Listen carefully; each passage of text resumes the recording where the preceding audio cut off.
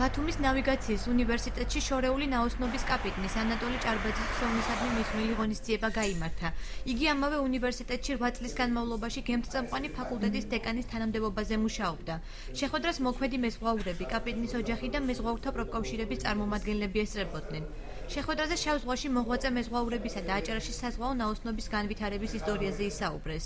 როგორც შეხვედრის ორგანიზატორებმა განაცხადეს, მსგავსი ღონისძიება იმითაა გამორჩეული, რომ სასწავლებლის ახალგაზრდობამ უფრო მეტი ცოდნა შეიძინოს ამ სფეროში წარმატებით მოღვაწე ადამიანების შესახებ.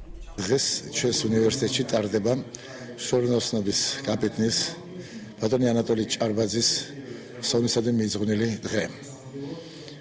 მას ატარებს შორნაოსნთა კაპიტანთა ასოციაცია, მისი თავმჯდომარეა კაპიტანი ვახტანგ თავბერიძე და ოჯახის წევრები. ეს ხდება ჩვენი უნივერსიტეტის ბაზაზე იქიდან გამომდინარე, რომ ბატონი ანატოლი ბოლო წლებში იყო ჩვენს უნივერსიტეტის კათედრის ხელმძღვანელი. დღევანდელი ღონისძიება ძალიან მნიშვნელოვანი ეტაპია ბათუმის ნავიგაციის სასწავლო უნივერსიტეტის ცხოვრებაში. იმდენად რამდენადაც ჩვენთვის უდიდესი მნიშვნელობა აქვს დარგში, პროფესიაში მემკვიდრეობითობას.